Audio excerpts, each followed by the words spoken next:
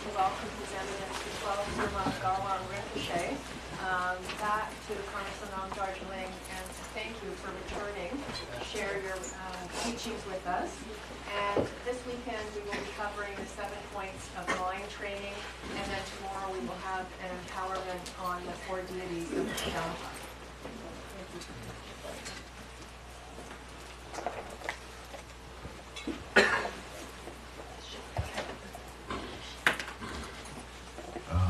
Good morning, friends. Ling. I'm very pleased to be here this morning, and especially to meet many old and new friends. As you know, I was in the old center 2 years ago, and when I met Lamala said that I should come again, and it so happened that this time I had to visit Toronto, so I decided to come here to share my thoughts about 7 points of mind training. And before we begin with the discussion, I would like to take this opportunity to thank Lamala and all the committee members and all of you for inviting me here and making all necessary arrangements. Thank you very much. 네, 봐봐, 가시죠, 사람아. 나야 거기에 대해 인지가 건치에 오늘 사상을 가르치고 인기장이 막 공개 가져왔구나. 실험행사. 나? 실험행사. 나서 때리 인데 전에 그냥 저도 쉬고 건데 저도 진짜 쉬고 있다가 그만큼 도저도 돼야 차차 지금 토해 얘가 나. 맞아. 얘가 내 공직을 해도 되니 아마 가리 로가 쉬고 있다. 봐봐, 그러니까 사람. 봐봐.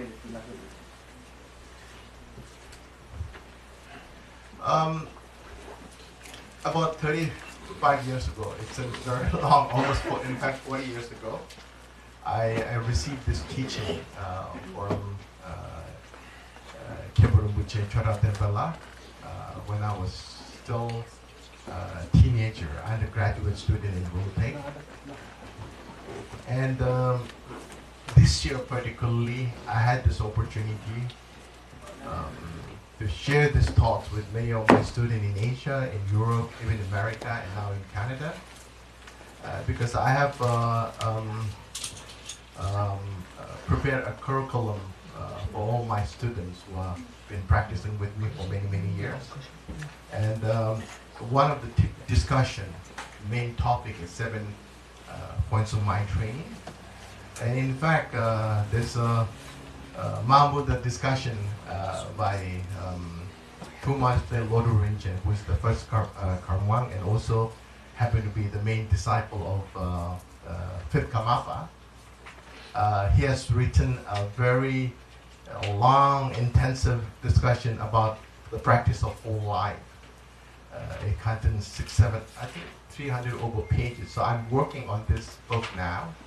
And the first volume, book is coming. There will be 3 volumes. The first one is coming out next year, by middle of next year, and these books are about practice. Who wish to practice something for their whole life. So it's from beginning and for the advanced practitioner. So this teaching is related to the discussion by Tumato Lord Rinpoche. So I thought maybe this is one of the best way to share with others. So in near future, if you wish to learn and practice, you're always welcome to read that book with the guidance. When I was going through the discussion myself about 7 points of mind training, I start to recognize who I am as a person. The problem with us is we never know how we really look like. Of course, our physical appearances, one can look from the mirror, but to look deep within, there's no way that one can really see through. So when I was going through step by step all the points, I said, oh, this is the problem that I have. Oh, that's the problem that I have. It seems like 88 or 99% of the time that, oh, this all this problem that I have. You know, you tend to really know that, okay, these are the problems that I need to address this problem, you know. So I would say this practice is to beautify inner beauty, which is ageless. You know, a lot of people spend a lot of money to look beautiful. I mean, there's nothing wrong to look beautiful and handsome. It's wonderful. You know, something that we all admire and want to be or wish to be. There's nothing wrong. But there's a time frame. You know, when I first started to travel, people say, oh, Rinpoche, you're so young. You know? Nowadays, nobody says you are young. Everybody says, Rinpoche, you look different. So this is the part of life that one has to accept and move on. So the discussion that helps us in many ways.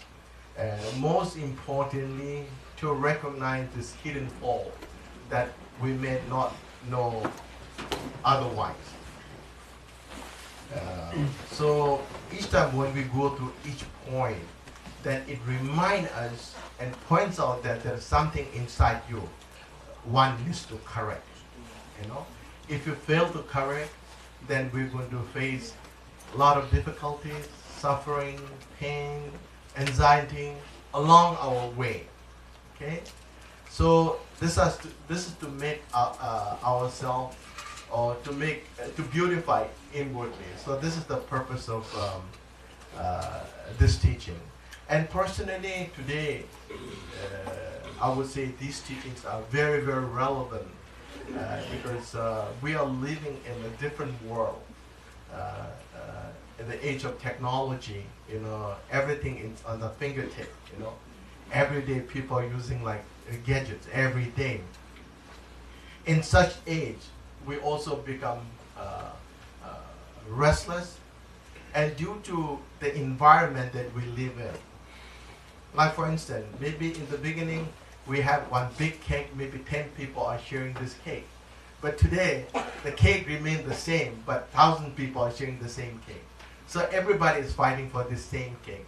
And this creates the atmosphere of anxiety, worries, suffering.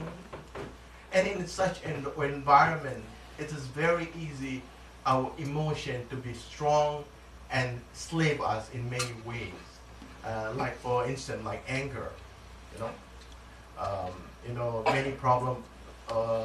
Many of us have a problem with the anger, jealousy, and there's so many poison that is so harmful, so poisonous that it affects our thoughts and our clear thinking.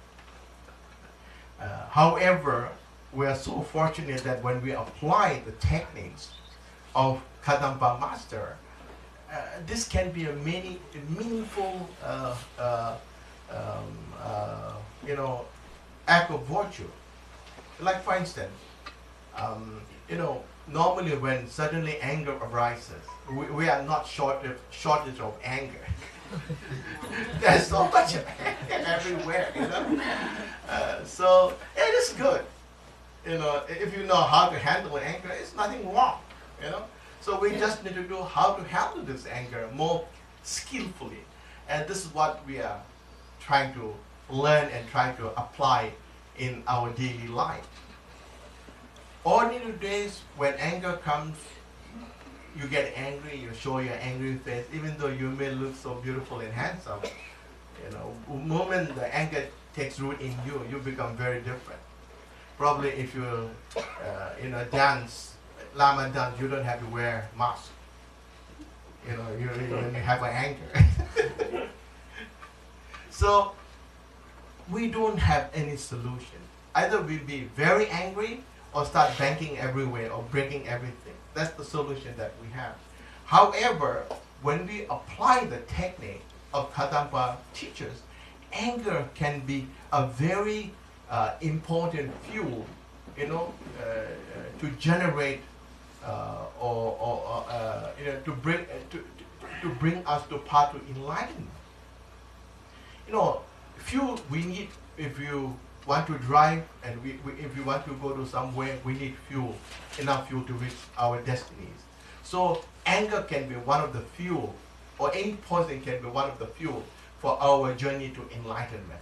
So one shouldn't say that anger is totally bad. Of course, I should not encourage to you to have more anger, But what I'm saying is, suppose when you have it, we can't do anything. So how are we going to overcome anger? It's like, for instance, what Karamba Master says. Like when I have my anger and I have the vision, okay, I have an anger, and you should start thinking, okay, may my anger represents the anger of all others. That's the first thing that one can say, think about. Second, may all others be free from such anger. Okay? And finally, may others all be free from such anger or jealousy or hatred, whatever, until they become a Buddha. So now you have skillfully turned the tide. So it's now working in your favor, not against you. So this kind of opportunity that we have to grab each and every moment in life. We don't wait until that opportunity comes to you. We have to look for an opportunity. So the moment it rises, we have to get hold of the opportunity, and we have to move on. So this is the practice that call it turning all adverse conditions into part of enlightenment. So the purpose of these teachings are, to make our life not just beautiful but meaningful. So this is what the teachings is about. So I will try my best to complete this time, but I'm not really sure. I did try in Europe. I couldn't complete because so much to discuss. Because I don't want to drive so fast. I want to make sure that whatever I say you have retained. You are able to retain. That is what is important. Because if we keep listening, at the end of the day, I went to listen, but did you manage to grab anything? Oh, so far nothing. That's not should be the case. So anyway, that's what I would like to share with you. Before I begin with the explanation, the discussion in detail, I would like to talk a little bit about the teachers, who have come up with such a wonderful ways to deal with our negative emotion.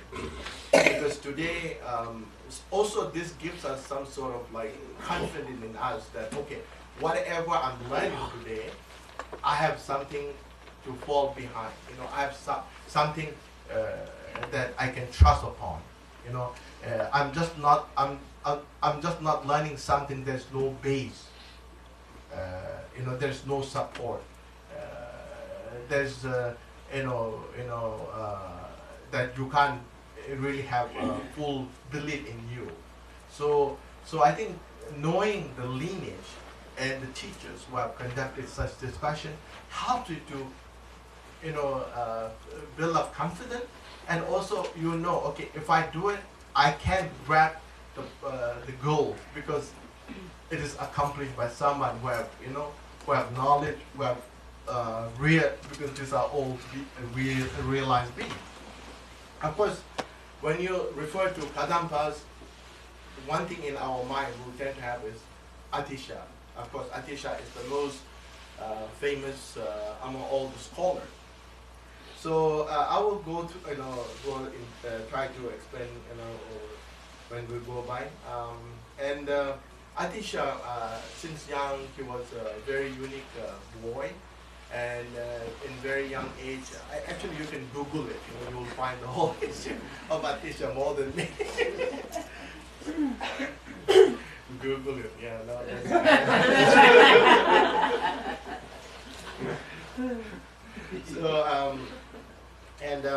so since young he was able to communicate with Taras, and there's so many other deities. So he was someone very unique. Even though he became such an accomplished guru, one thing that he had in his mind that I want to develop love and compassion. You know, I want to develop the mind of awakened one. So this is the interest that he had all the time. And then he, you know, he had this names of few teachers. When he heard the names, he had this genuine sense of like belief and unshakable trust, you know, to this guru. Probably he may also have a goosebump, you know. You know, goosebump is one of the sign of devotion. You know, some people cry. Of course, you don't have to cry every time when you meet your teacher. You know, crying is one sign, and goosebump is the second sign, and the third sign is to have a spontaneous kind of respect and deep devotion towards such individual. So Selingpa is one of the main teachers, you know, and according to his biography, I think that because of today, whatever compassion that I have is because of Atisha, and not because of Selingpa. Selingpa is known as Chandakirti. You know, Chandakirti is from Indonesia, and he's the one who built the Borobudur Stupa. Actually, he's from a place called Zambi, it was in Palembang. You can still see a big stupa, actually larger than Borobudur. It's hidden, you know. So they are, I think, trying to, you know, they're working on that stupa, you know, to for I think renovation. I think. So he traveled to Indonesia. It took like almost 12 years, you know. Some stories say 12 years to take. So this is the difference now. Earlier, olden days, student would look for a teacher, even traveling 12 years to find teachers. But today, like teacher is finding students, traveling to everywhere. So time has really changed. So under his guidance, he decided to live there 12 years, and then at the end of the day, compassion was born in his heart.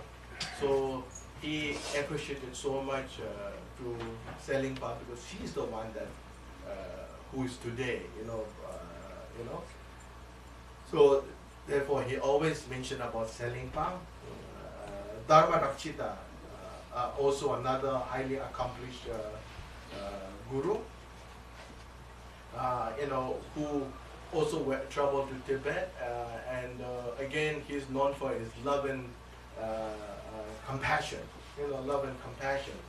And what happened was one day, he was, you know, he saw one patient who was almost dying, you know, almost dying. And doctor said that in order to save the patient, one must give human flesh. And where to get this human flesh? So of course, the chances is 0, and there's no option. You know? And then he said, okay, I will do it. You know, so he cut piece of his flesh and give it to this patient, and then patient recovered. And because of what he suddenly had this outburst of compassion in his heart, suddenly, you know, he realized emptiness. And at that moment, you know, everything that he didn't know earlier, all the knowledge of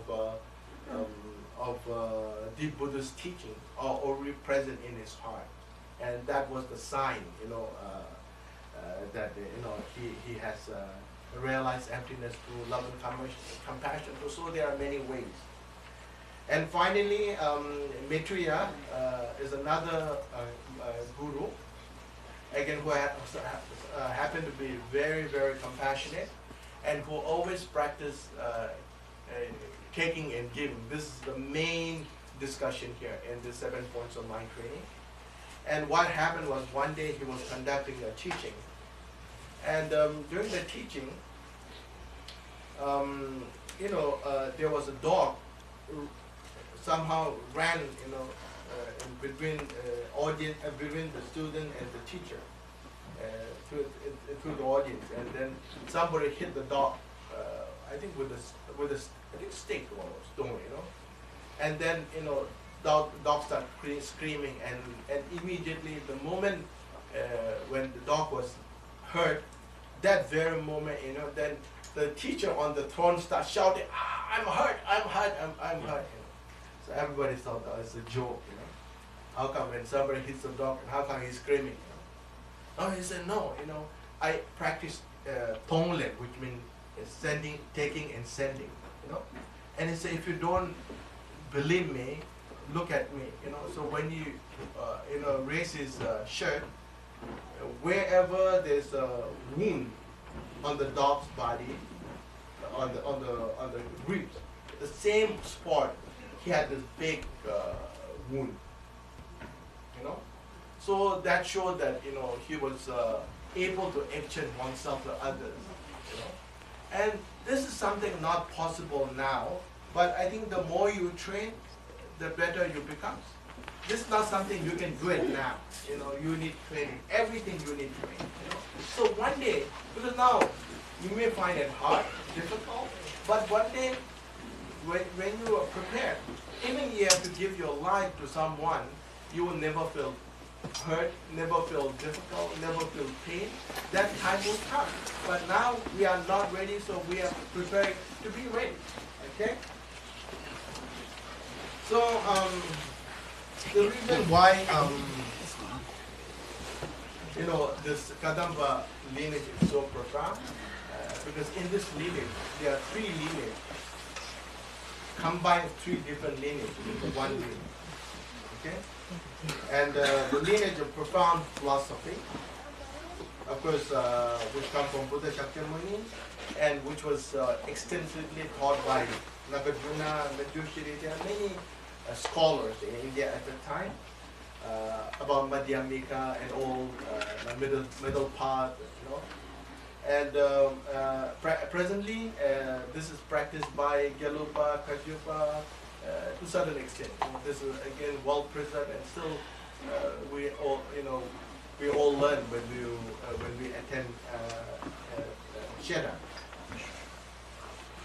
And the lineage of vast activity. This is another lineage.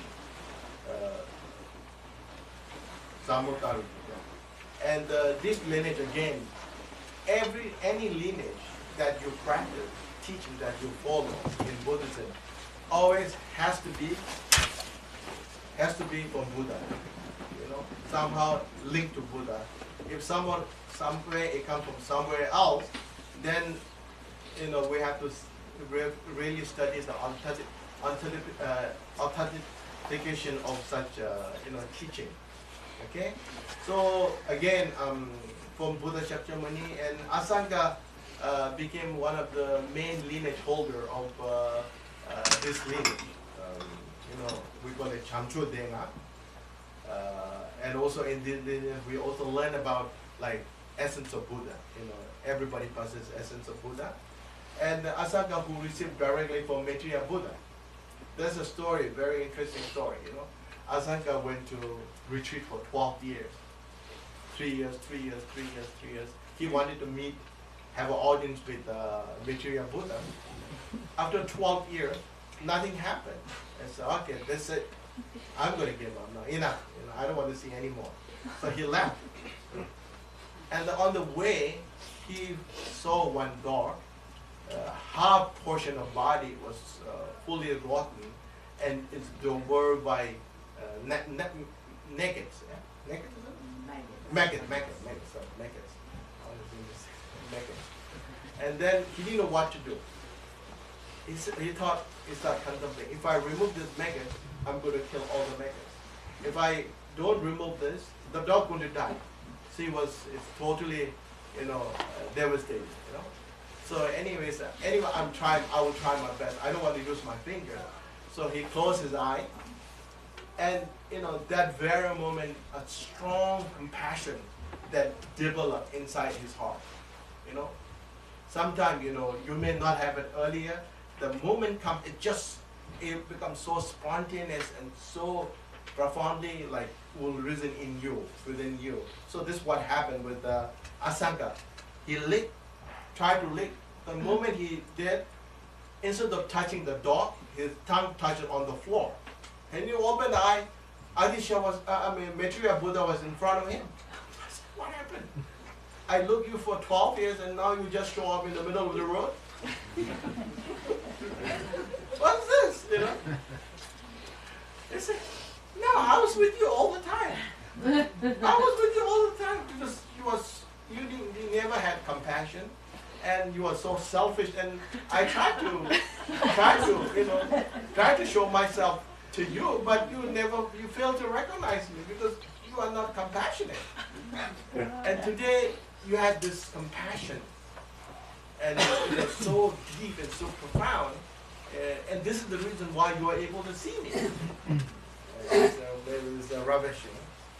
So he didn't still believe it. So I said, okay, I will take you to the village and let what people say and decide. So he said, okay, you carry me on your left shoulder, right shoulder, and then we will walk to the village and ask what people see. Okay? And when he carried this, Maitreya Buddha on his shoulder, and he asked people, hey, what do you see on my shoulder? Everybody said there's a dog, you know. So badly, wounded, dog. Everybody said dog. Nobody say Maitreya Buddha, you know. So at the end, he has to accept that. Okay, this is true, you know. So that's how we need to see, you know. Buddhas, we maybe pray to Tara every time, but Tara is with us all the time. Well, any Buddha is with all the time. Then there's a barrier that we have, you know. So what we are doing by cultivating merit, through the practice of generosity, love, and compassion, we are just pulling down this wall, not building the wall. We don't want a wall. We are pulling down the wall. So that's what we are doing. So that's what important. And finally, coming to the lineage of blessing. Again, this is very profound. This happens mainly in, of course, all the different schools. And here from Vajradhara to Telopa, and to Naro Marpa until today, Kamapa, so all lineage comes down until today. This is called the lineage of blessing, So which means that not the blessing that normally we think about. When we say blessing, you will receive something, so I get everything gets better. A blessing here means like the realization of the gurus somehow able to transfer to his or her students. When you have a when you do not have any barrier, because our line is somehow blocked, our channels are blocked. So when this barrier breaks down, and you merge with the teacher, guru, so there's no difference between you and Guru Buddha. That's how you are able to receive everything. That is possible, when we pull down this barrier. Now, Atisha, I know the names are very difficult, but it's okay. You can give your own names. Atisha had three main disciples. Kutun Sundu, Dom Demba Jawijuni, Kutun Sundu, Pechara.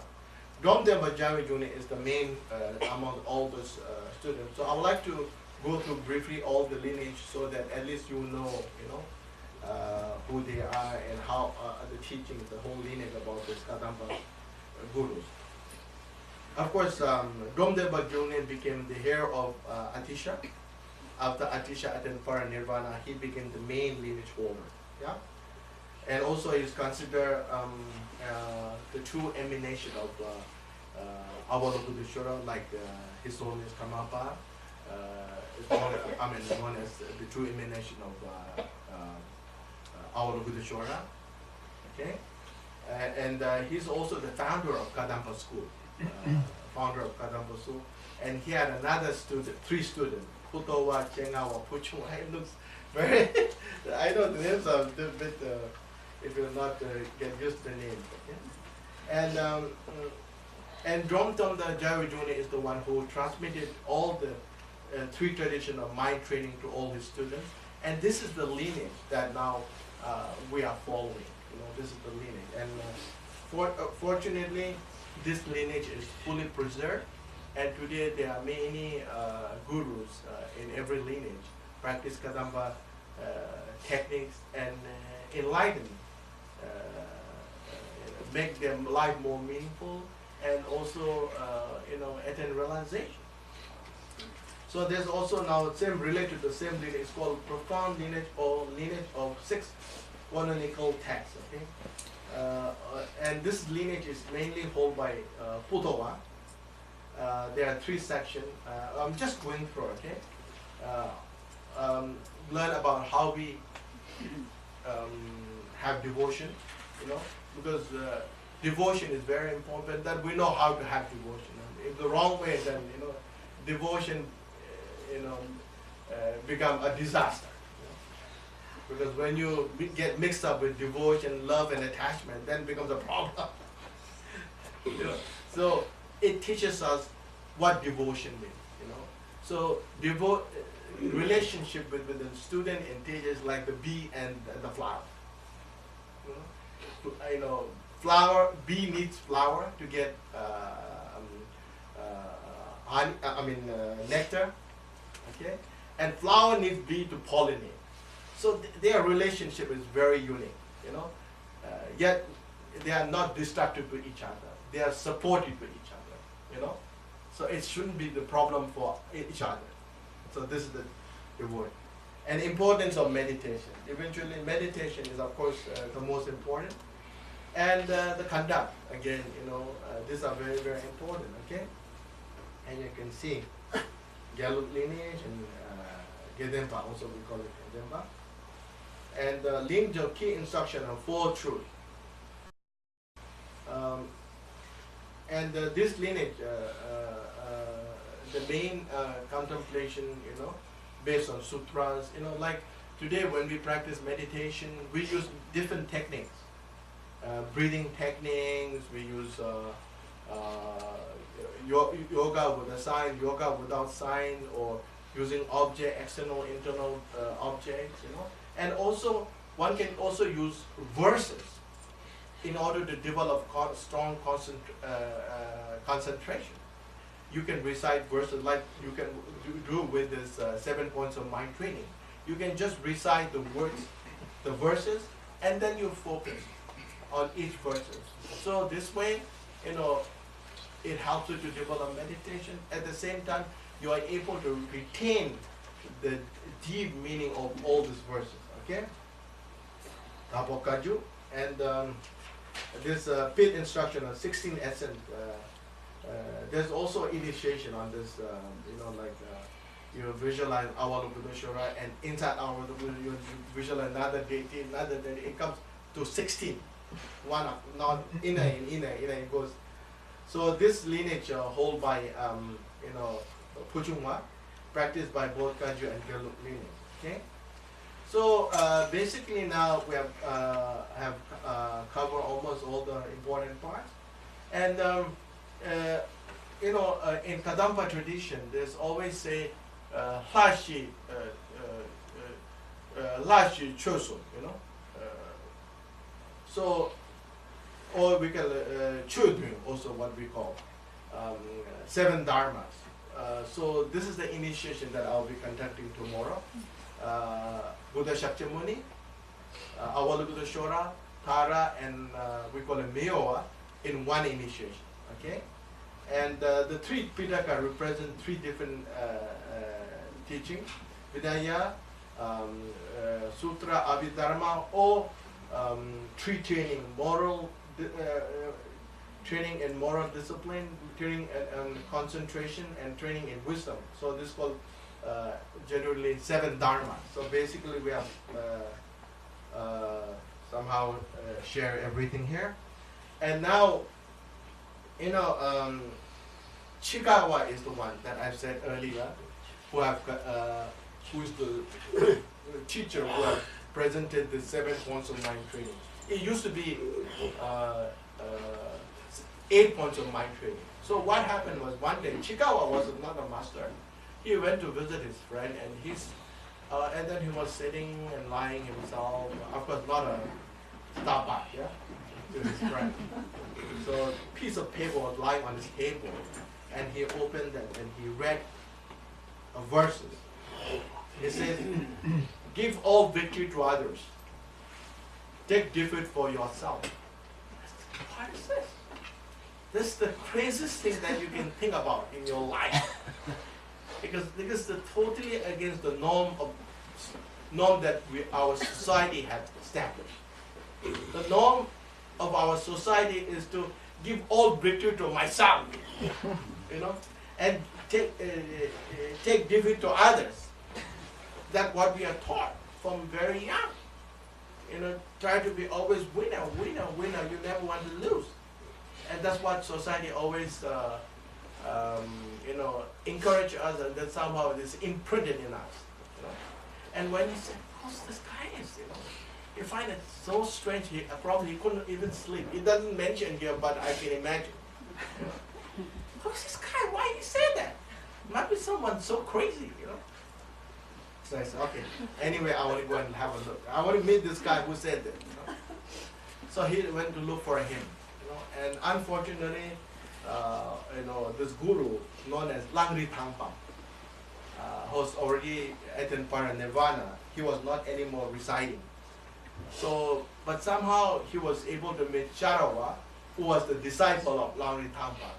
So Chikawa Ishidoji said, okay, he accept Charawa said, if you want to really learn my training, you have to spend time with me 12 years. And it's okay. I will spend 12 years with you. So under his guidance, he studied 12 years. And after 12 years, compassion was born in him. So he was somehow able to, understand what this really means. He found it so deep and so profound. And then, as a request by Charawa, it was supposed to be in 8 verses. So he had condensed to 7 verses. And this is the teaching that I'm sharing with you shortly. Yeah? Oh, it's here. I didn't know it's here in this. Sorry, it's here. It was so interesting. I heard some of the Kadampas, the conduct. Sometimes we may find it very strange, but I think that's what it is. Like olden days, there's no matches, no lighter to light fire. So somehow you need to save fire, covering with ashes, so next morning you can use the fire again. Some of the Kadamba masters, they sprinkle water on fire, so they plan that, okay, I may die tomorrow, so why I need fire? It may sound so strange, short-sighted and so not, how shall I put it? Depressing. Huh? Depressing. Depressing, yeah, that's a good one. Depressing. Depressing. But then, on the other hand, you never know. When we're going to die, nobody knows. Nobody can tell that when we're going to die. So I think when you're prepared, when teaching goes in you, I think when such time comes, you're always prepared and you never have this fear of dying. Only thing is we have to keep reminding ourselves. I was so fortunate to be with his owner 16 Kamapa. I think I was with him for 6 years, and I've seen in his room on the wall he have written like "Maing Dachewayo." He has written in many places in his room, and on the wall, "Maing Dachewayo." He say what this means is, don't wonder, death is coming. Anything death is coming. So it's constantly remind us you know, we are not here for long haul, you know. We are just here for short trip, you know. So many Kadampa teachers consider we as a guest, our body as a guest house. So that's the attitude that seems to have. But you know, I think it's interesting. And you know, I base this teaching, the commentary by His Eminence Janggu Rinpoche, and this from where I'm going to you know, share this thought. Of course, important. And whatever we discuss at the end of the day, it's all about Tonglen. It's about Tonglen. Tonglen, Tonglen, Tonglen. Tonglen is the main thing that you have. What you take away, Tonglen. What you take away is Tonglen. Okay? So, when you're able to practice Tonglen, you know, it's not just, in a way, one may think that it's like self-punishing, self-destructive, you know, depressing. Yeah. Depressing. But then, actually, the whole purpose, not just the 7 points of mind training, the purpose of whole teaching in Buddhism is about not inflicting pain on ourselves, but mainly eradicating this belief that we tend to have from you know, wingless time, attachment to self, ego thinking. This is our main enemy. If you have such called enemy, or if you use this word enemy, you know, others are not enemy. Ego clinging. This ego clinging is the enemy, because this is the one that we will destroy everything. And Buddha have taught 84,000 different teachings, and the main purpose, the sole purpose, and the main target is our ego clinging. The moment that this dualism we have constructed, we have cemented for so many lifetimes, has actually brings so much pain to our life, and unless we dismantle this ego clinging, we will never find true happiness in life. Okay? And this is the purpose why this teaching is so important. You know, you may find after some, how come this? It's always like self-punishing. You know, it's not self-punishing. You know, contrary to that, you know, in Buddhism, self-respect is very important. We cannot inflict pain on ourselves. This is something worse that one can do. You know, among the killing, committing suicide is the most serious crime in Buddhism. You know, the reason is because you are not killing yourself, but you are taking away the livelihood of so many other beings. Because as you know, we are the host. We actually host so many viruses, germs, bacteria in our body, millions and millions, and we should be happy. Okay, you enjoy. I let you enjoy. You're welcome. So, you know, instead of getting angry, you know, no use. I say, yeah, you're welcome. But then at least you're having this positive attitude. You know? So the moment when you take your life, so you are destroying, taking away the life of millions. So, you know, practically, logically, it makes sense. You know, that committing suicide is wrong. Even if you don't think about Buddhas, people won't, a non-believer will never believe that Buddha is in you. You know. So at least we can say, okay, there's a many lives that you support. You know, and without you, there are no way. You know, they're dead. So this is something very, very important. So there are 7 points, but supported by 59 points. So there's so many points that we need to discuss. So hopefully, I will try my best.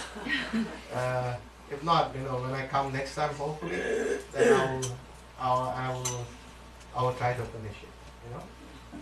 So this is the first point is train in the preliminaries.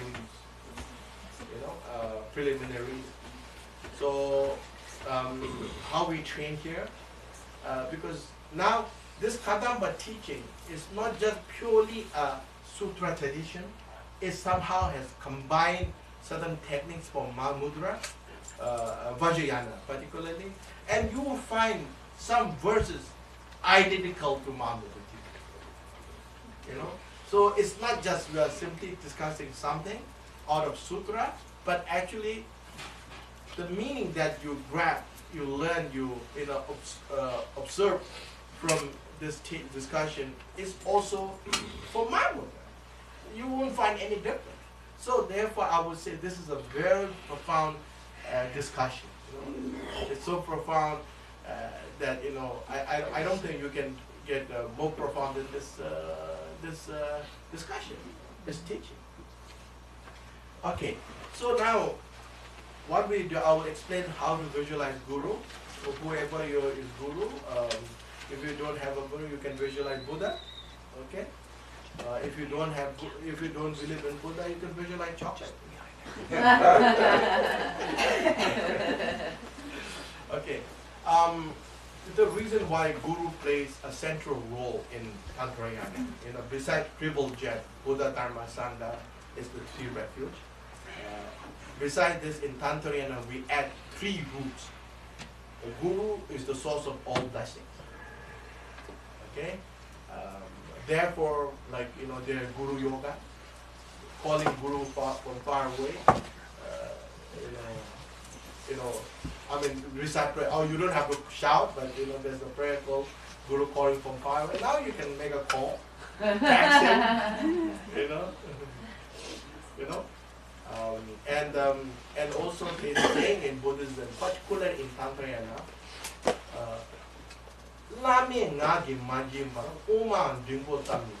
which means without the most profound view about all the school is Madame Mekyapuri.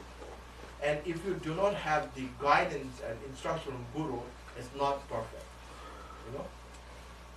And Guru represents Buddha, Guru represents Dharma, Guru represents Sangha. So Guru is the most important in Tantrayana.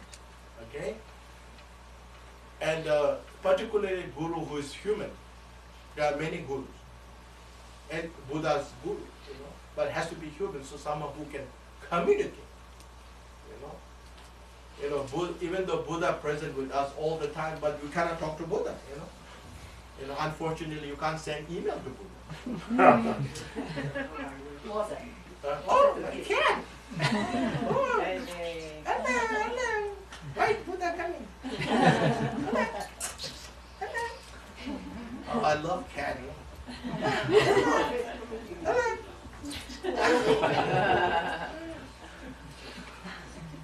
So Guru is very, very important, and human Guru, there are many, there's so many requirement. What Guru has to, in order to qualify Guru, what are the qualities? Okay, or not just Guru, what kind of quality that student must have, But Shanti Deva, he made it very simple for us. He said, Guru should be someone compassionate, very, very important. Guru should be someone patient, okay? And Guru should be someone who knows what student needs, And Guru should be someone who practices higher school. So if you can accept someone who has this quality, you can accept as a Guru. As a part of student, one has to be, always devoted. So these are very, very important. And second is yidam, like Tara, Awolubudoshora, many of us we take as a yidam, which means like very close to your heart. Very close to your heart. Yidam represents or source of accomplishment. You know, our ultimate accomplishment is the Buddhahood. Relative accomplishment is there like 8 ordinary accomplishment that you're able to fly. You know, you're able to see what is underground. So there are 8 different ordinary accomplishments. Basically, all these are acquired, gained from by having yidam. So yidam is also very important as a practitioner, Vajrayana practitioner. And finally, protector, dharmapalas, protectors, worldly protectors, and wisdom protector. Like 4-arm, 2-arm, 6-arm, these are all known as a wisdom protector. So you pray or you offer, doesn't matter, only is for our own practice, for the accumulation of merits. Okay, so they are not to. Actually, we always think that we recite makalas to protect externally. No, that's not from external. Yes, yeah, of course one cannot say not only from external, but most importantly from internally, to protect internally, because the real danger not lies outside externally, but within you. Anger, jealousy, hatred, all this poison are the one who destroys you forever. So you also have to be protected from all this poison, yeah? And, these are the police, inner police. If you have some problem, you can dial 911. Is it 911 on here? Huh? It's the same one. 911. I never dialed that. So you need to dial 911 internally with a mark. So every night when we pray, we're dialing 911 to protect within. Okay. So these are called 3 rules. So now, what we do now is you can see from the slide.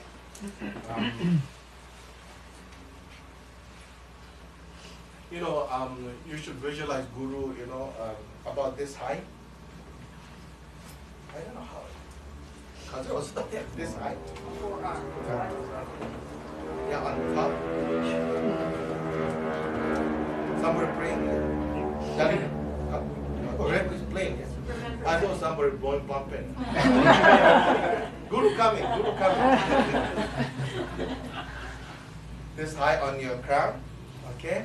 And Guru is sitting on a beautiful lotus, upheld by snow lion, 8 or 4 snow lion, beautiful lotus and mundas. Whoever is your Guru, you visualize your Guru, okay? So once you visualize your Guru, and then the inner body of your Guru is filled up with not the organs, but love and compassion, or all the qualities of Buddha, such as miracles, power, wisdom, all these qualities of Buddha fill up the whole body. So what happens once you visualize Guru? Guru will enter from your crown and reside inside your heart. So our heart becomes a tent made of light. It's it says here, encompassed in the circle of light. So your Guru reside inside your heart all the time. So whatever you practice, whatever you do every day, you can use the same technique every day. So Guru always in your heart. Okay, that's what. So we now meditate for 5 minutes. Okay.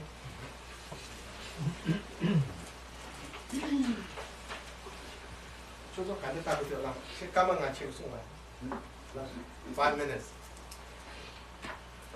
So you can visualize your Guru for 5 minutes, okay? Oh, maybe I should explain this, sorry. Maybe this one is better.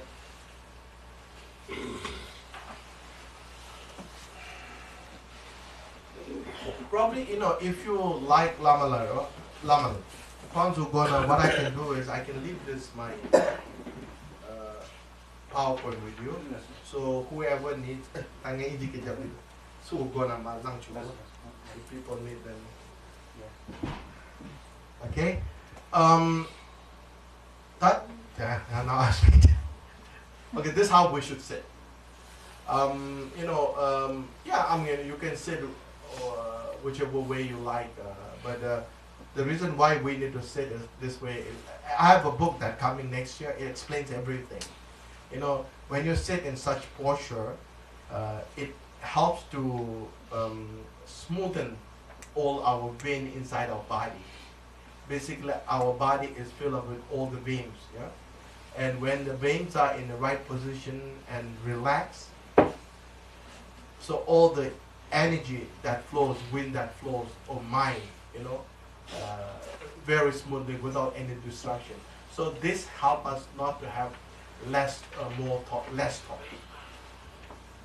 There are many reasons why we need to, you know, sit like this. So we can sit full Vajra cross leg or half Vajra cross leg, or else you can sit like this. This is called half Vajra cross leg. Sempe chiltu. You know, your right leg outside, the left leg inside. You know, like this. Okay, this is one. And your eyes, if you're simply doing shine, then you can close your eye or open your, doesn't matter. But if you're specifically focusing on mind, then they say sometimes they say open your eye is better. So it's up to you, yeah. And third, spinal score, you know, should be, you know, spine should be up, you know, upright and straight. This is very important, you know. Okay. Fourth, your shoulder should be well balanced. You know, you shouldn't be sitting like this, sitting like this, you know. Well balanced. Okay, it's like a vulture gliding in the air. Okay. Fifth point, your right hand on the palm of left, touch your two thumb, hold 4 inches below navel. Okay, 4 inches below navel. If you can straighten, it's okay. If not, it's like this, it's okay. Okay. And the sixth, slightly bend your neck and look from tip of your nose about 16 inches. Okay. And tip of your nose and your navel should be in one line. Okay. And then your you know, you should touch your upper palate with your tongue, upper palate. So when you touch upper palate, you will have some space between your lips and throat, so you can breathe normally. You know, don't open your mouth too wide, otherwise insect may go in your mouth. If you are in India, there are so many mosquitoes. Okay, and finally breathe normal as much as possible.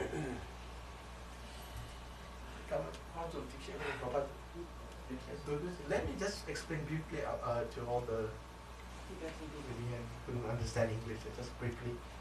단다 다 슈아조디 디나네 가시고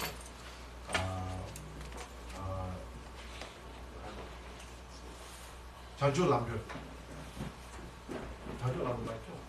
로종 돈도 많이 해봐. 로종 돈도 많이. 디나네 딱做切书的다 가르치는 다지 동랭기 냐면 做切书차디 거리.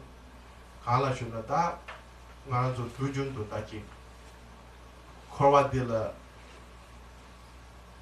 내차니 송데 제차니 송데 니모 두숨 차단명에 짠 매버와 다 니모 두숨 차단데 지세 라우줄 남니데 파도 대화세미데 다 해야지 갈카고 차디 디운도 데네 데 니모 두숨데 라우줄네 다지 짜면데 땅고나 랑게 다 최샤마지 주고드 최나네 다 약쇼지 다 로중 곧 차디 그러와 로중 곧 차디오를 때는 로중 냠네 디야지 냠네 카고 짜니 매바레 거라 참메네 냠네 제나 제 레라무시 차디오리 조 체슈데 되나네 동네나다 나라는 동안 좋나요 다디 나다 코라 토마네 사베 레다 뉴모바 때네 당에 뉴모베 가서 네 나보사발 때네 되게 중화레스 되네 대가는 나라 담을 뒤지 포슨 소고 중에 유태양 땅에 겨와 포슨 소고 사발 때네 중화레 뒤엔도 땅샘 나라 땅 고지 앞에나 세단다 부지 개바이나 샘제 탐제 그 세단데 나기 주도 제마쇼 직제 샘제 탐제 주도 세단 자리 매바쇼 이제 샘제 탐제 그 주도 세단 매바쇼 지시 상가지 고바로 무무치 마토데 파도 매바쇼 상마 된다 따야데 딱 된다 쳐부 차죠 디인도 대대지 나토바이나 보라 뉴모 도숨 주도 요데 바이나 세단 제데 바나 세단데 촌녀야 파쇼네 좀 추그 조수 차 주두가 뒤에도 단다 개주부 차죠 뒤에도 단다 따자벨라마 공난 거도 담보 로당소라 제나 슈단디다 샵도지 지금 차단 제토는 제 마토는 체제 셈베 지동 세바레 이바데다 믹좀나 야면은 믹체 당데나 되도 이바 소바데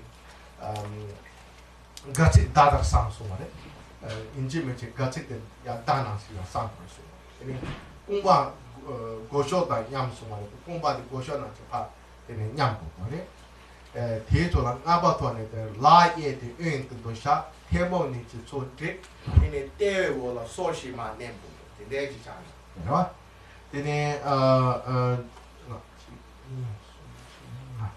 두바데 깨디마데 저주방 공나 되네 가서고 나체니 파솔 다시네 주루파도 남베통 되네 생난 거래 봐 되네 돈바데 제데 깨라 야 자론데 다 추도파 은에서는 면도 다 조파다는 우 가서 우 땅고나 되네 깔레나 받는 용도 파마 되네 되네 우비 되네 달라 누슈 마테지 말아도 두주 우 땅와 나시 되네 다나 마치 가르쳐 주고다 그래서 더 okay so we practice 5 minutes now yeah okay 남아있다 지금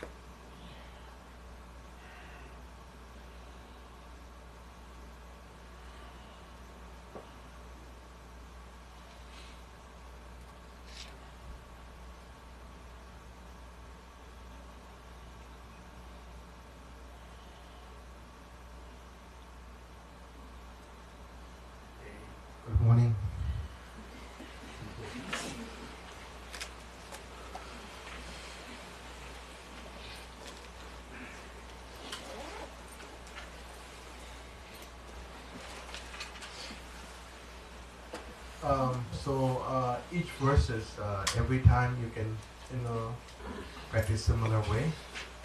So meditation is not about quantity, but it's about quality. I've crossed many times. Came across many times that many gurus have explicitly mentioned that one should practice more often rather than practicing for longer hours, which will bear better fruits. So one should not go for the quantity. And basically, meditation is about being mindful all the time. The best companionship that we can have is with mindfulness and awareness. Mindfulness keep reminding us the act of browse present, whatever, could be good, bad, everything. One will have a clear view or understanding the consequences, everything. So it keep reminding us, and awareness is the one that keep watch on you, keep watching on you. So it's like a spy, Awareness is like a spy that will keep watch on us all the time. So when any poison that arises, immediately it recognizes, because the problem with all this negative emotions, it is difficult to notice when it's coming,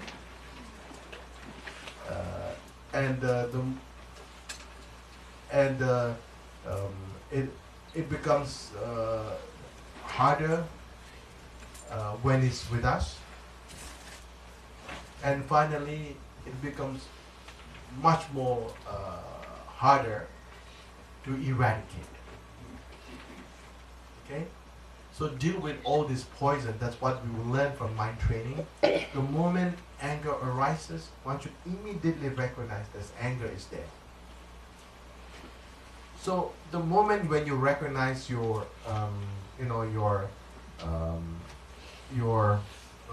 target, one should immediately look for an antidote, such as compassion, such as practice of Tonglen.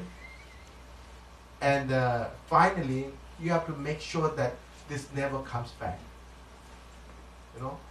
All these poisons are powerful when they are with us, because we nurture them, we feed them to make us slave. The moment you let anger go from you, where the anger goes, can you find any way that the address of your anger? Any house or building or castle where anger resides? No, there's no place at all. So we are the one who are making anger powerful, all these poisons. So we have our birthright, and we have power to eradicate this poison. Only thing is, do we have a will to do that? That's up to individual. And we can only do that. Nobody can do it for you. Nobody can do it for you. We can only assist you, but you are the one who have to deal directly with anger or poisons. Now, as long as this mindfulness is present, then doesn't matter you're sitting, you're standing, or walking, you are in meditation. There are many gurus known as sleeping gurus. There's one, his name is called sleeping his name. In Chinese they call it sui jiao fa wang. Ling Rinpoche, highly accomplished guru. You see most of the time he's sleeping, but he's in meditation. So once you master, it doesn't matter how you sit. You are in meditation. So as long as you are ordinary person, we need to make effort. And we can, we have a luxury to make our body exhaust, but we can't afford to make our mind exhaust. Because the moment our mind gets exhausted, then then it's very difficult to or recover. It takes days or months, So make sure that when you meditate, make sure that you are not so tense, not so stressed, not so with the force, because I see like it looks like you have a big problem. When you meditate, you have to be very relaxed and have with such atmosphere you are able to better. So it's not about how long we practice, but we have to know the right skill to apply for right movement in order to enhance or to make a progress in our practice. Yeah, and I see there are many techniques, and I see we can learn from many areas. I see like good parenting skill can be used in meditation technique. I see very good parents. I see like they let their children run over the places. In the sitting room or outside the yard. You give so much freedom to the children is happy. And at the same time, parent has some freedom because they can do their thing. At the same time, keep watch on the children. So at the end of the day, children is happy, you are happy, everybody is happy. Okay? So you have served the purpose, you have looked after your children have enjoyed playing. So similarly, the technique that we use has to be everyday life technique. So we have to always analyze and try your own recipe. How can I make better? How can I improve? So there are many things you can learn from everyday life. And I think that's the way you should practice. And if you do this, I think this will come naturally. Practice will come naturally, and it is just a matter of habit, forming a habit. Like Shanti Deva said, "Kom na lawar minjuke Mordecai no mani." Shanti Deva, his name is Busuku. Busuku is someone who always go to the toilet and always sleeps and eats a lot. But somehow nobody recognized his realization, and he shared this Pranja Paramita Avatara, the way of conduct of Bodhisattva. It was so amazing, So he said, that if you get used to, nothing becomes difficult, even suffering. But maybe that's difficult. Yeah? But anyway, that's how we should get used to. So before we can embark on the actual practice, there again, maybe I'll go a little bit down, then we have a question answer, we'll continue. Yeah? These four things are very, very important. We call it four ordinary foundation. Impermanence, precious human body, impermanence, cause and effect equals samsara. And a lot of people think that, have you done wonder? Yeah, I've done wonder 2 times. Yes, you have completed the numbers. What I mean is, do you really practice? That's the question. People may finish the number. Anybody can finish the number. But the purpose of wonder is not just after the numbers, but one has to, the practice of wonder has to ripen in you. What, then it will changes how you see. Your whole perspective about life changes. The dynamic changes. The outlook changes. The way you think changes.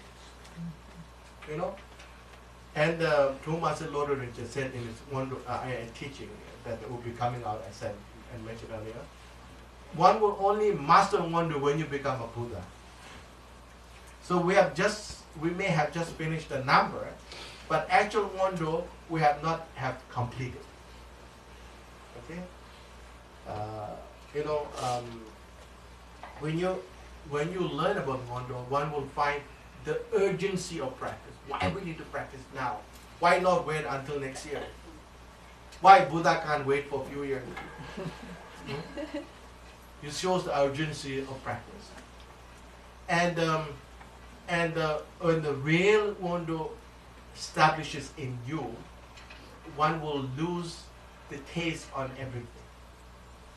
Wealth, power, fame, you will never find any taste. A person, it says like, it's a bad example, but I think that's what they say, a person who is about to be killed. And if you try to offer the prisoner the best food in the world, I don't think the prisoner will taste the food because his word is, I'm going to die next moment. So that kind of like, it doesn't mean that we have to hate everybody.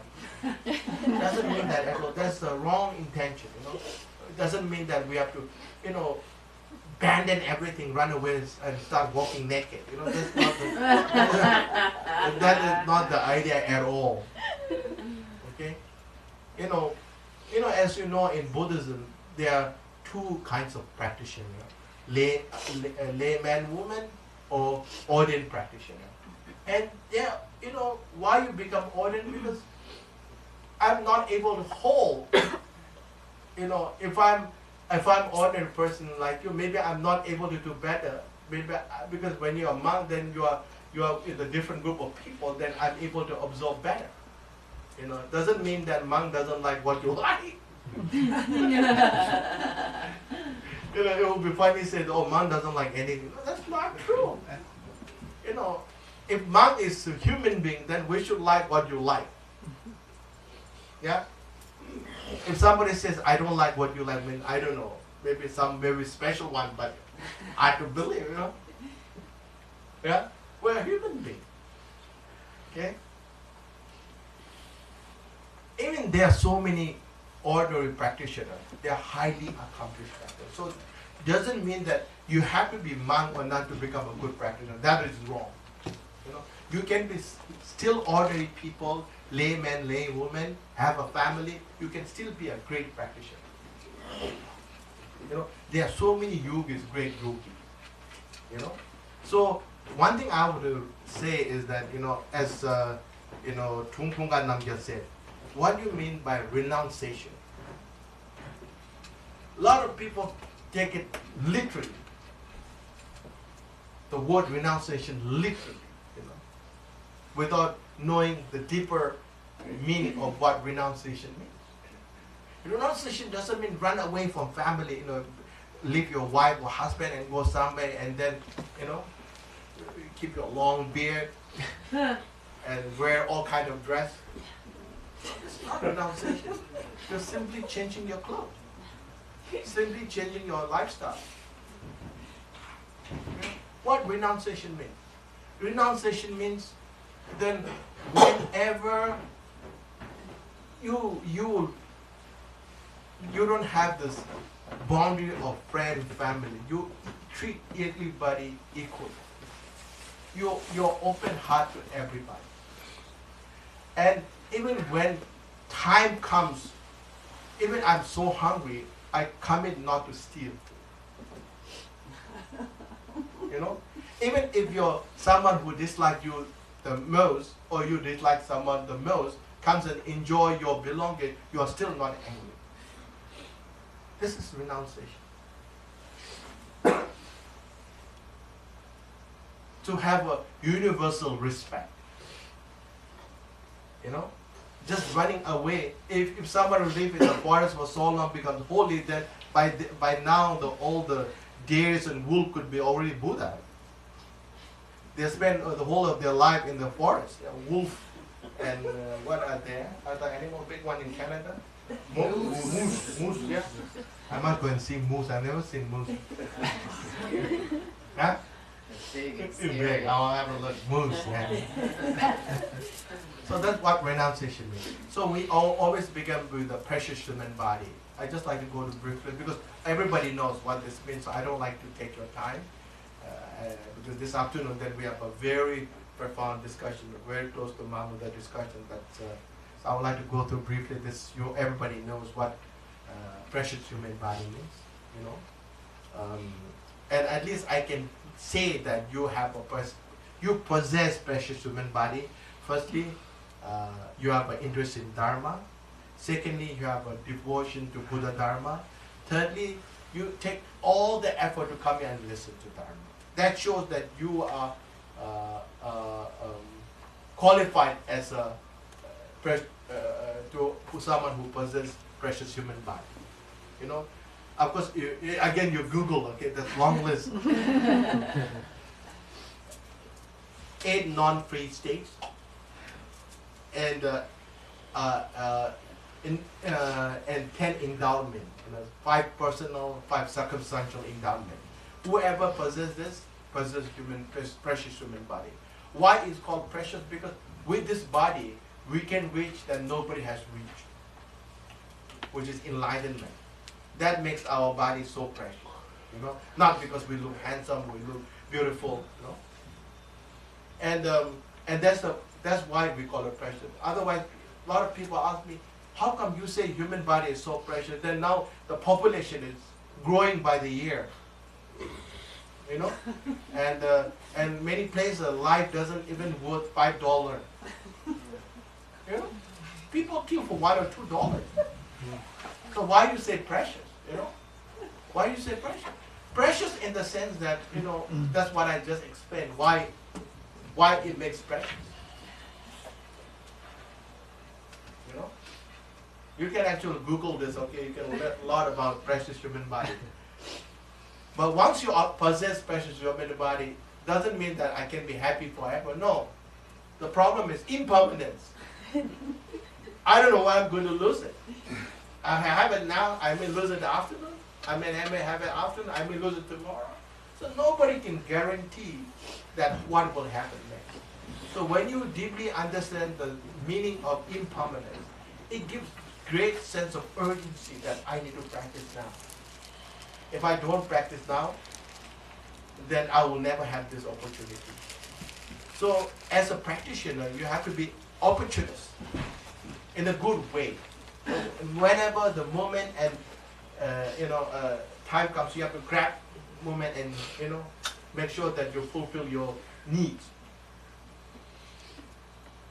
I said, when I came to Canada in '87. Oh my gosh, so long, huh? 87. At the time, I think late Zurmang Rinpoche's cremation, Karma train, and I visited the late Lama center with his son and Shaman Rinpoche. 87. I was so young. I think I was just like 20 years old, 21 or 20. So time has gone so fast. It's like a split second. So impermanence plays a very important role. And one thing, when you understand deeply about personal, it really cushions you in many things in your life. Life is beautiful yet unpredictable. Life can be sometimes very nasty. It throws many surprises that you never expect in your life. And now I'm able to relate whatever happens to me with impermanence, that I don't feel that so hurt, like someone dear to you when they dies or something happens. Okay, this is impermanence. I need to accept this so I can move on with my next life.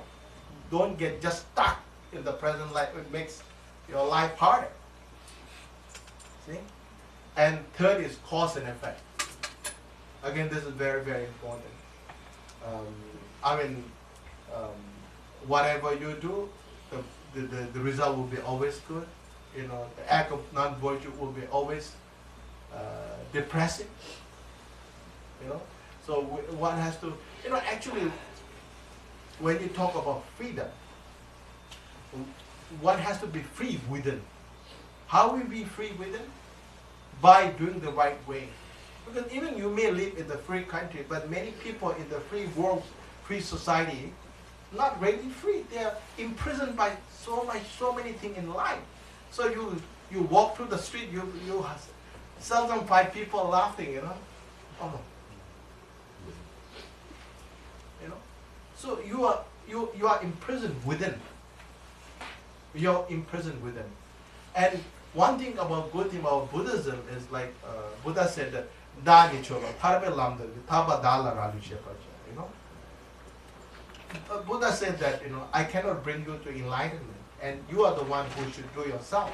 So I would say Buddha is the first one who started the democratic system.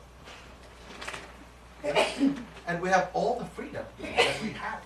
And we have to make sure that to try to avoid the act of non-virtue because it affects you. It hurts you. And the result could be always painful. So always be mindful, always be alert, always be aware before you do anything. You know? Once it's done, you cannot solo back. We cannot take it back. Oh, I'm wrong, I'm sorry. You cannot take it back. It's done. It's a done deal. So cause and effect, it actually is a way to improve ourselves, build up resistance within. To build up resistance within. You know, when you're able to resist things that makes our life more suffering, that is worth it to resist from. Don't let your temptation, don't let your desire, don't let your wishes and wanting take hold of your life. So it's so important about knowing about cause and effects. Really help us to save ourselves from our own suffering. Okay, and finally, effect of samsara, the result of samsara. You know, what is the result of samsara? You know, and the problem with the cause and our karma is like your shadow; it follows everywhere. There will be no such thing called, oh, I've done something 10 years ago somewhere. You know, somebody forgot to take account of what I did. No, I don't have to face the result. There's no such thing. You know, the karmic acts are computerized. You know, they're really saved so well when they meet with a condition, start printing all your problems. You know, so never breaks down. It's 24 hours, 7 days a week, 12 months a year. So you have to be very careful, and the result will be very painful. You know, you can see the result. And the act of samsara, compared to animal life, we are very fortunate to be human beings. But then even in human being, when you think about morning until you go to bed, happiness is so little. The moment we are born, you start worrying, endless worries. Besides all the suffering that, so this, therefore, if somebody says, Rinpoche, sometimes people say, Rinpoche, I'm not so happy. Of course, you cannot be happy because we are in samsara. We are not in heaven. No, we are not in nirvana. So therefore, what we are doing now is to cross the ocean of samsara, so one day we can be all free from suffering. Right? Rebirth, old age, sickness, and death. That's what Prince Siddhartha said. Besides that, suffering of change, suffering of conditional thing. And that's so much to make a glass of orange juice, you have to go through so much of suffering. You have to go and buy oranges, you have to walk, you have to stand on the queue, yeah, and then you have to pay, and then you have to work harder. After drinking these oranges, you have to wash the glass, and then you have to throw the garbage for just a glass of oranges.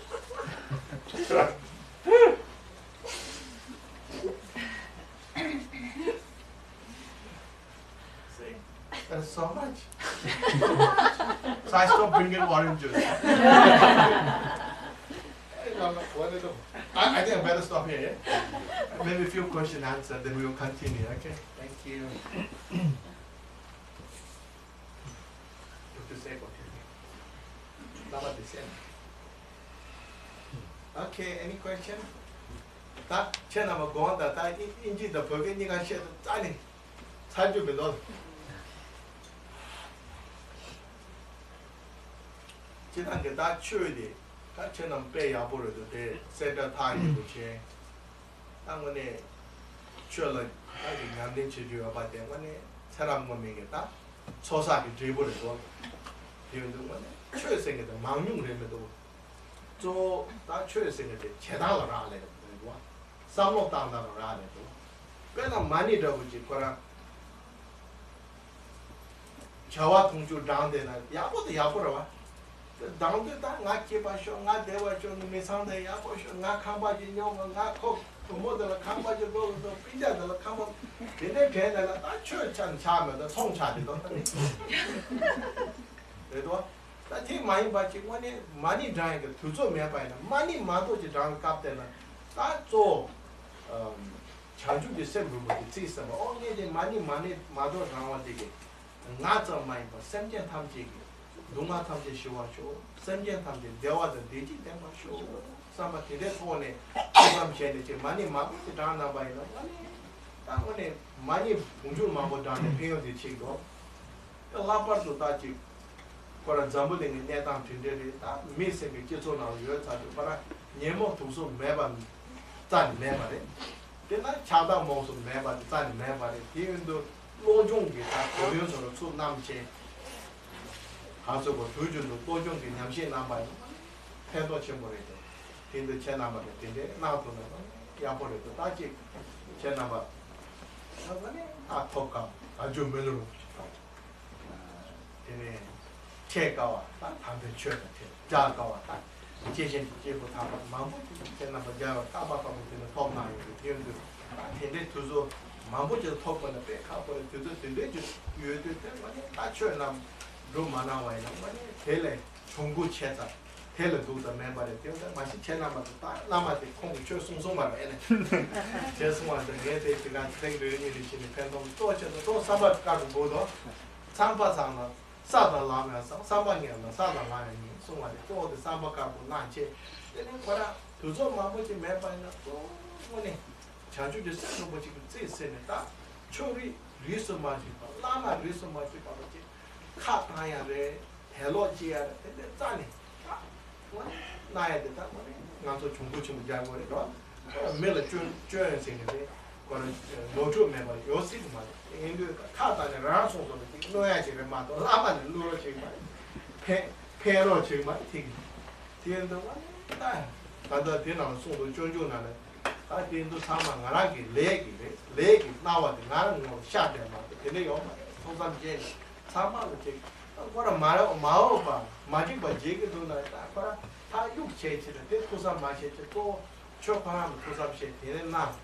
두다 남고 나나 통부나 잭스나 제세 감정 되는 나다 최티래도 최대 거는 메체 톨레 마토바이나 최시에 맞는 카페 통도 냐마 컬러룸 지 보마 타바야 보지 마 토바 푸고지 콜레 말했어 타바야 보지 맨은 되는 팬도 말했어 심 푸고지 오는 토바꾸는 타바야 보면 토바꾸로 말했어 비었는 거네 토삼이야 보지 제 원에 딱 세바자 많이 봐 냥도 그 줄어지 다지 뒤돌아지 잘해 놔둬가는 거네 뒤캐쳐 캐쳐도 되는 It is your go.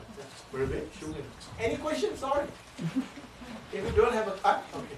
I was wondering about meditation because they're always telling us to meditate every day for 20 But minutes. can you say again now? Oh, the teachers are telling us to meditate every day for 20 minutes. Oh, yeah, and you should do it every day because when you do it every day, firstly it helps to form a habit, good habit, and it becomes easier because meditation is something that if you keep stop in between, then it goes back. It's like a paper. Once you let it go, it will roll back. So make sure that until it's stays as it is, you know. So you need to practice. I mean, depends on the teacher, you know. Probably the teacher knows you better, so you know he may able to or she may able to tell you. But what I advise normally to most my friends is begin with 5 minutes, 5 minutes, you know. So slowly you could, because the quality is very important, you know. And if you spend long hours, then what happens is all your planning start coming in.